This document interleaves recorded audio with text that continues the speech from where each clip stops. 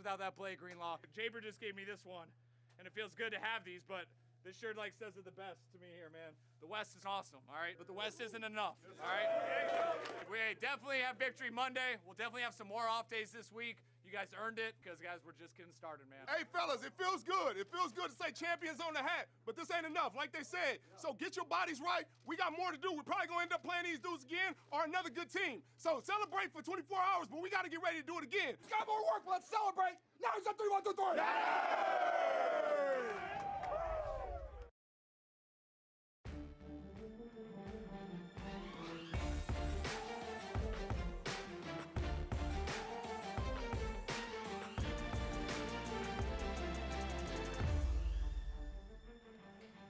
Happy New Year, faithful, and welcome to the very first 49ers Live of the year 2020. Kiana Martin joined by 49ers rookie wide receiver Deebo Samuel, fresh off of that game, Week 17, to close out the regular season, that win over the Seattle Seahawks.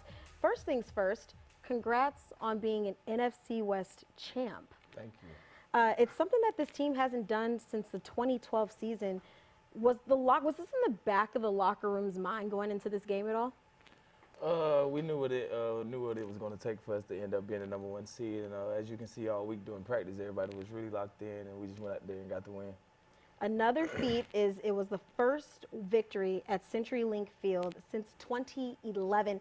So much on the line during this game, but is it that you guys wanted to kind of get that taste out of your mouth following what happened back in Week 10 when Seattle came here and got that game winner?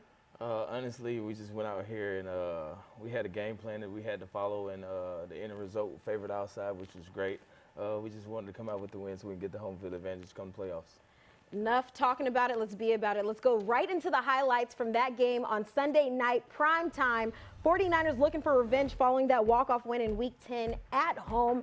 49ers first drive, Jimmy Garoppolo, he's dialing them up early. George Kittle, then right after, we've got Emmanuel Sanders moving the chains, getting another first down right there, back-to-back plays. Next up, Raheem Mostert breaks free and picks up 17 yards.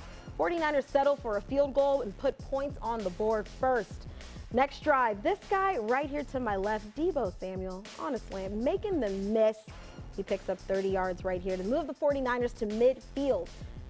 Now, 3 plays later, after what we just saw, he takes the end around, Juice as his lead blocker, puts Seattle on spin cycle on his way to the end zone. I don't even know how you stayed in bounds there. Great awareness. 49ers go up 10-0, and we need to discuss that celebration a little later. Deebo. 49ers forced 3 straight Seattle punts in the first half. The third came by the way of a DeForest Buckner sack. 49ers get the ball back as Deebo is sweeping up. 49ers next drive, play action. Jimmy finds Deebo, who picks up 19 yards on this one right here. 49ers offense keeps rolling. This one, George Kittle, again. 49ers continue moving the chains, and who are we going to go to? That's right, George Kittle. He picks up 26 yards right here. 49ers settle for a field goal to put up 13 unanswered points in the first half. Now, Seattle answered back in the second half, 3rd and 9. Russell Wilson, he hesitates, but he eventually finds Tyler Lockett in the back of the end zone to cut the 49ers lead to 6. 49ers, well, they respond. First play following the drive, Garoppolo gets to his offensive weapon, Kyle Juszczyk, with a fitting 49-yard reception right there. That's the best fullback in the league, I'm just saying. 49ers cap off the drive with a Raheem Mostert 2-yard touchdown, his 6th consecutive game with a rushing touchdown, showing his O-lineman a little love right there, well-deserved. Now, back and forth scoring in the fourth quarter, Marshawn Lynch jumps over the pile and gets his first touchdown as a Seahawk since 2015. Seattle cuts the 49ers lead to 5. All right, 49ers chance to respond. Raheem Mostert powers his way for a first down and some. He picks up 13 right there. 3rd and 5, 49ers desperate to keep the drive going, and they do. Garoppolo finds Deebo for 13. You were ready to cut up field on that one, I could see it. Under 6 minutes to go, Raheem Mostert hardly touched en route to the end zone as the 49ers extend the lead to 12. All right, the back and forth continues. Russell Wilson to DK Metcalf. Now 49ers up just 5. Now this is where things get crazy. Under 30 seconds left. Wilson trying to make something happen. Deebo's already sighing right here, just looking back at the replay. It's a no-go, 3rd and goal, same results.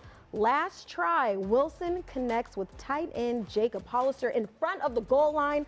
Play is reviewed. Dre Greenlaw with the stop of the year, holds Hollister inches from the goal line. 49ers get their first win at CenturyLink Field since 2011. 49ers get the #1 seed in the NFC, home field advantage, and the first round bye.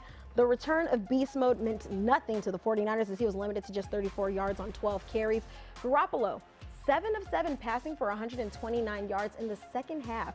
He was also 6 of 7 for 134 yards on throws of 10+ yards downfield and averaged a whopping 13 yards per attempt on Sunday night. Deebo, that's your guy. What did you see out of your quarterback on Sunday night? I seen the same guy that I see every day at practice.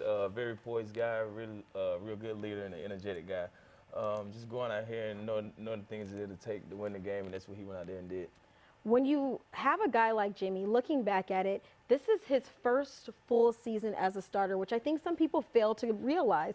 Many vets say that he commands this presence when he's in the huddle. Being your first year in, being around Jimmy, do you sense that as well? I do. In the huddle, no matter how loud the crowd is, Jimmy would probably be louder than the crowd in the huddle. And as you can see, the very loud games, you got a couple guys in the huddle on the knee so we can really hear it. And he stayed to play almost twice so everybody get a good glimpse of the play before we break the huddle. That final scoring drive, I know you guys aren't on the field, you guys are standing on the sideline. And even as we were just watching those highlights, you were just like, just looking back at it. What was it like for you guys on offense watching this go down literally to the final seconds of the game? I mean, it was ridiculous. Me personally, I hate close games. Me and KB down there holding hands, just talking. Dre Greenlaw with that massive stop. But it was both players on offense and defense coming up big in that game. And you, my friend, were named the Yahoo Performer of the game because of your performance. Let's talk a little bit about your numbers on Sunday night. Call all 5 of your targets for 102 yards, averaged a whopping 20.4 yards per reception. 4 of your 5 targets went for first downs, recorded 4 missed tackles on the night, and tied with Pittsburgh Steelers' Deontay Johnson for the most missed tackles forced by a wide receiver this season with 18. Were you even aware of that missed tackles record? No, I'm not, honestly. Another stat, you racked up 64 yards after the catch on Sunday, the most by any wide receiver in Week 17. All of that, plus added 2 carries for 33 yards, including that touchdown where you put them on skates. Deebo, give us a little rundown. What was working on Sunday? Really everything, honestly. Like I said earlier during the week, trying to game plan against us is going to be pretty hard because Cal got so many tricks in his offense, which that's why it kind of took me a long time to really get a good glimpse of it as well. And I'm still learning to this day. But Cal do a really good job of getting us in a good position and enable for us to win. Deebo Samuel, your Yahoo Performer of the game. Your head coach, speaking of him, was extremely complimentary of you following the win, and I have a quote that I wanted to bring up. He said, "You've been the man all year." He called you a stud. He said, "I have been so impressed with how tough he's played throughout the year, and the moment doesn't scare him." Your very first press conference, I remember, you called yourself, people were asking, well, what does Deebo Samuel bring to the 49ers? And the word you said was playmaker. Did you have any specific expectations for yourself in year one, and do you feel like you've succeeded them so far? Me, honestly, I'm really not a goal type guy. Really, like I said in the press conference, I just came here to do whatever it takes for the team to win and continue to do the things that we do. Your teammate Emmanuel Sanders also had some pretty nice things to say about you as well, and I really like this one. He called you, he said, you're a baller. He said, you've been a baller before he even got here. Even with the ball in your hands, you're explosive, you enjoy playing with him, or he enjoys playing with you. But this is what stood out most to me about what he said. He said, I enjoy letting him know, or he said he's not sure if you may listen or not, but he has a feeling that you do. He's been around for a long time, and he said you're a very special player. The ceiling is very high for you. He looks forward to seeing you continue to be a dangerous player in this league because you're already dangerous. Hearing that coming from a veteran, a Pro Bowler, a Super Bowl champ, what has it been for you to take away and just learn from a guy like Emmanuel Sanders? I mean, honestly, there's not a day go by that we really don't have conversation about things that I need to work on or things that have helped me get better as a player, really looking at defenses and looking at things that he did that I can use as well. But just being around Emmanuel was just a great feeling, knowing that he'd been there, done it, and accomplished a lot of things in this league. What is it like having a guy like Emmanuel in the locker room, not just for these wide receivers, but for the entire locker room, as he's somebody that has playoff experience and he has that Super Bowl experience, something that this locker room is trying to get to? I mean, honestly, I really don't see it much in the locker room. I really see it a lot in the receiver room. As last week, we really got a glimpse of what it really took. He was telling us, like, it's crunch time now, all the BS to the side, all the things that we do to get to where we need to be, which is at the end of the tournament, holding the trophy up. So everybody was really locked in and just ready to roll. I want to talk a little bit about his veteran presence. Just last week, Emmanuel Sanders gifts his wide receivers with a very special gift for the holidays, and you all come out with custom Versace robes, pretty swaggy gear. Yeah, tell me a little bit about this. You guys are completely embracing the look. Brought it with you on the road.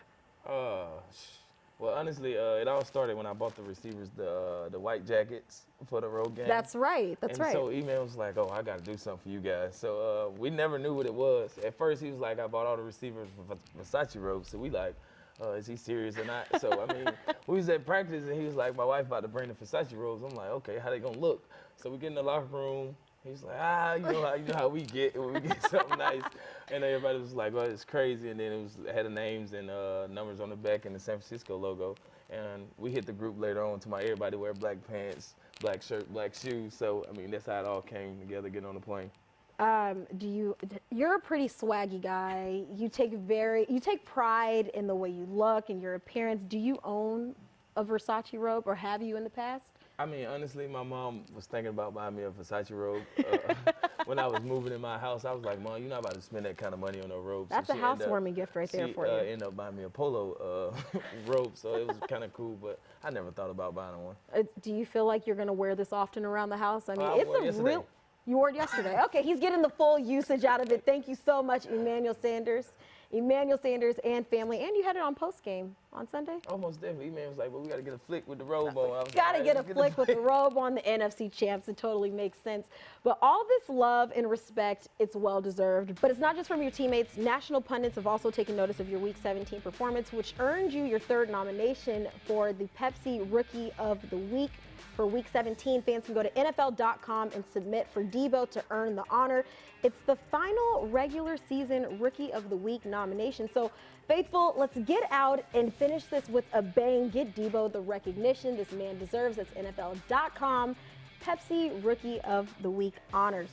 All right, so now I want to talk to you a little bit about that highlight reel touchdown that we saw on Sunday with our origin DNA of a play. I have the telestrator. I've got the play set up for you. So run us through this play. All right, so we have Deebo right here. We have him, Emmanuel, Kittle, and George. It was really like a fake 16 X around to the left, this way. As you can see, everybody end up blocking different guys. Emmanuel downfield, following right behind Juice, he takes two guys. And honestly, the spin move was not on purpose. I guess my adrenaline just took over. It just happened at the end. But overall, it ended up being a great play, and it was great blockers by my teammates. I want to go to your spin move. It was mighty impressive. It was. At any point, did you think that you stepped out of bounds on this play right here? As you can see, when I scored, like almost in the end zone, I turned around because I thought like I heard a whistle or something. So I'm just like, whoa. You see? Yeah, you turn around like, wait a minute. And then I see the referee throw his hands up. So I'm like, all right, we got a touchdown. We got the touchdown. Deebo Samuel, origin DNA of a play that putting the Seattle on spin cycle. Well done. How beneficial will this week off be for you guys who, when you think about it, you guys have not had time off in 13 straight weeks, having that week 4 bye week? It's going to be great. We pretty much get most of the guys back on defense that we've been missing, which is going to be a great, and feels great to have all them guys back. Really just getting everybody like healthy, and by the time next week, everybody will be flying around fast and physical. I know that after the game, that locker room was hype. I was outside of the locker room. I can hear the yelling. I hear the music. I hear the energy. It's well-deserved. But What's just the feeling around the locker room right now, having that #1 seed in the NFC? And of course, granted, you're NFC West champs, but now looking at this bigger picture, the Super Bowl runs through Levi Stadium. So with that being said, and now Sunday behind you guys, what's the vibe like? Oh, we know what we got to do to get where we want to be. As you can see, people kind of still celebrating. I still wear my hat, but it was a couple guys here today still had their hats on, just enjoying the moment. But like Kyle said at the end of the game, the West is not enough. So, I mean, we got pretty more bigger things to do. So we got to be locked in to get where we need to be. The West is not enough. 49ers at home Saturday, January 11th. They'll find out their opponent on Sunday. Tickets are already available. 49ers.com/tickets. Actually, they're selling out pretty fast, so make sure you guys join us here at Levi Stadium. But with that, Deebo, you have a great start to your New Year's. You guys, thanks so much for tuning in with us. Enjoy your New Year, but before we go, we got to leave you guys with something special. It's the start of a new year. The vibe is great here at Levi Stadium, so enjoy a little Bang Bang Niner gang to kick off your new year. We'll see you guys. Bang Bang Niner gang. Against all odds, weather the storm, built for combat and battle, young hyenas in uniform. We play no games with the opposition, we active, let the whistle be the bell, we gon' get out what we got mad at. Many have tried, but many have failed. The 49ers got the livest fans in the NFL. I tried to tell them we back and we never left and we got heart. Levi Stadium starting to feel like Candlestick Park. Gold-blooded, my neck is frozen with diamonds. Front reporting, be on the field with the lineman, big time fixture. Niner faithful, old school like an Impala. Ask Burton Hanks and the homie Ricky Ward. Take a picture. Them was my neighbors in '96. R.I.P. Dwight Clark, the catch. Legendary. I'm a Niner forever like Rice and Lott. Forget T.O. Niner Empire into the world. Who are we? Bang Bang Niner gang. Niner gang. Bang Bang Niner gang. Niner gang. Bang Bang Niner gang. Niner gang. Bang Bang Niner gang. Niner gang. Who are we? Niner gang. Niner gang. Niner gang. Niner gang. Who are we?